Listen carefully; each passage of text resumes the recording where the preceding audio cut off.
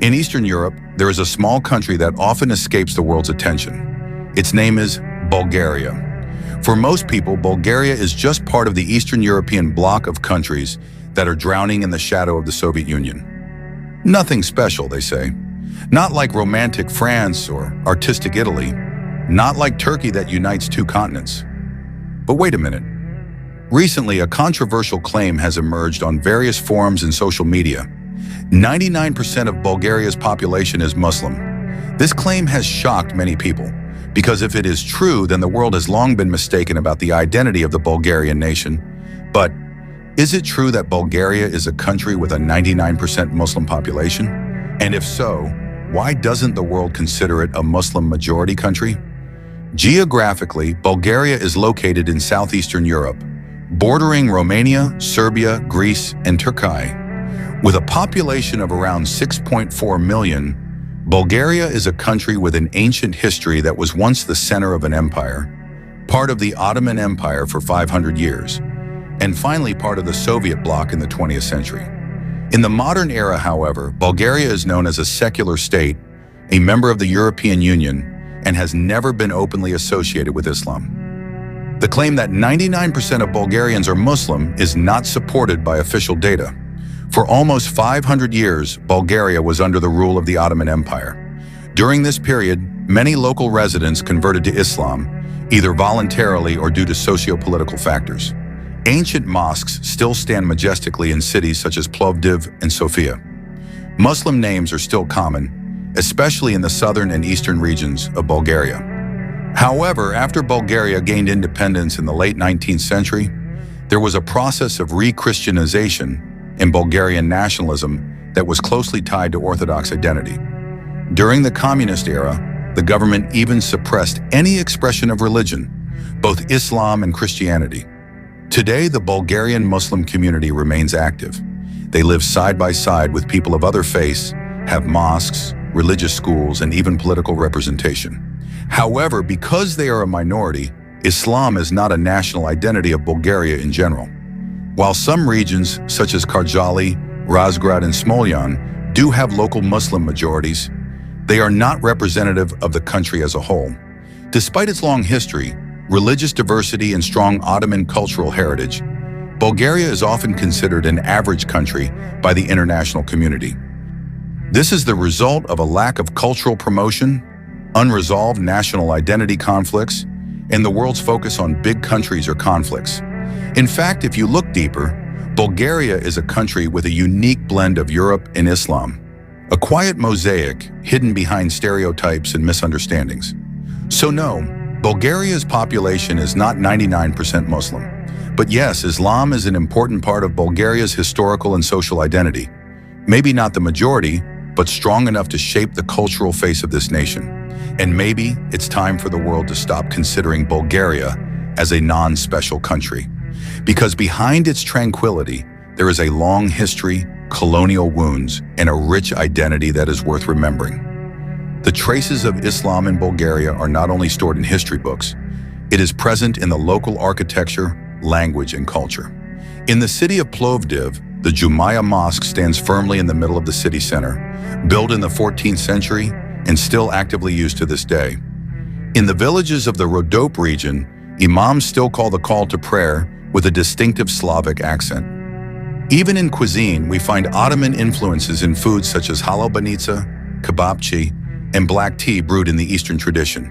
Bulgarian Turks are direct descendants of the Turks who settled there during the Ottoman era, while Pomaks are the indigenous Bulgarians who converted to Islam but still use the Slavic language and culture. Both have lived in Bulgaria for hundreds of years. They speak Bulgarian, go to the national school system, and are part of the local economy. During the communist era, religious expression was systematically suppressed.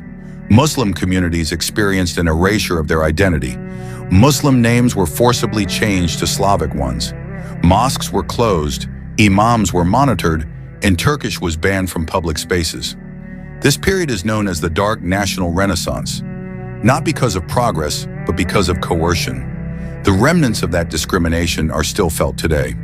Many Bulgarian Muslims face stereotypes, job discrimination, and limited representation. Bulgaria is a secular state.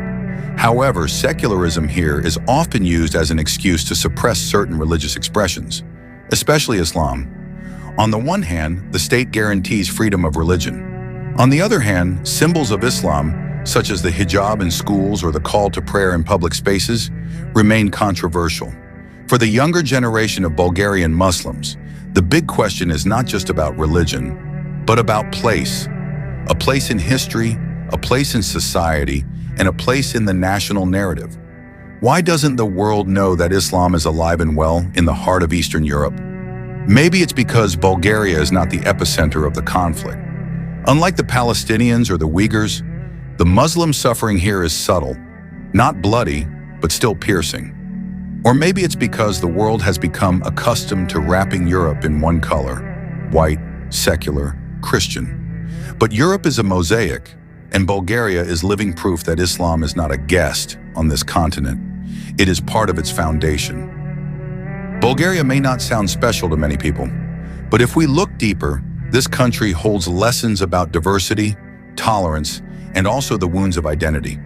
The wounds inherited from the past, from the Ottoman Empire to the communist regime, are still felt in everyday conversations, in the way society views the different. Bulgarian Muslims, especially ethnic Turks and Pomaks, often live between two demands, maintaining their faith and adapting to a national identity that often does not give them space.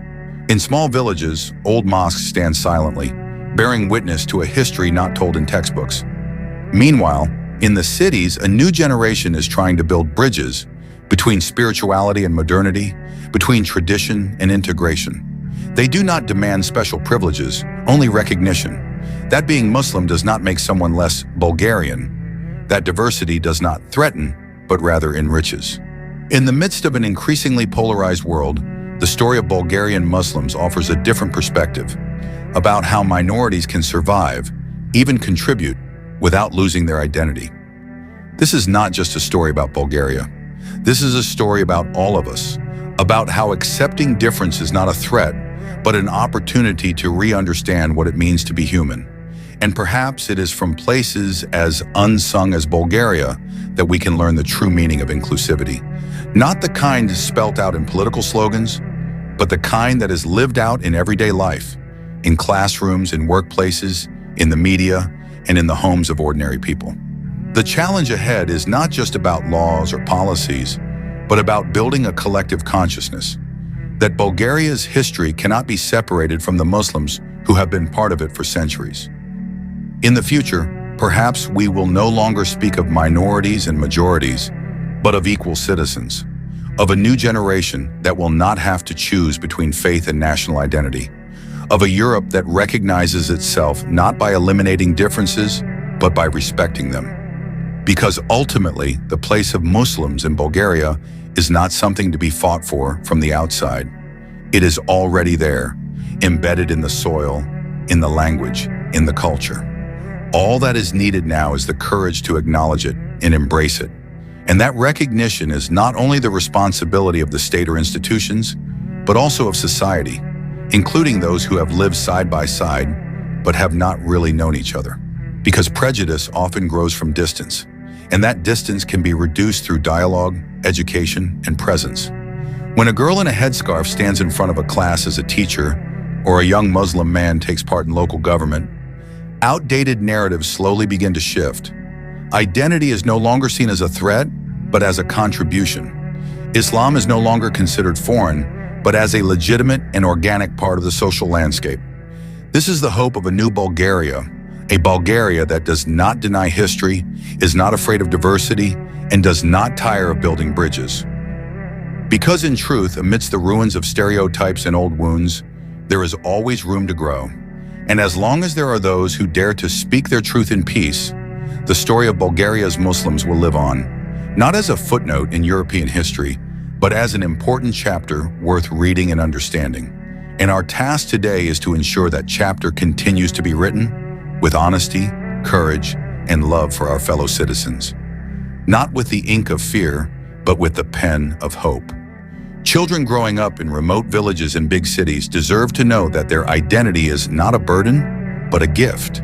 They deserve to dream of becoming doctors, artists, teachers, or leaders without having to erase parts of themselves in order to fit in. And perhaps one day, we will see a Bulgaria where mosques and churches stand side by side, not as mere symbols of tolerance, but as living proof that diversity can be a unifying force.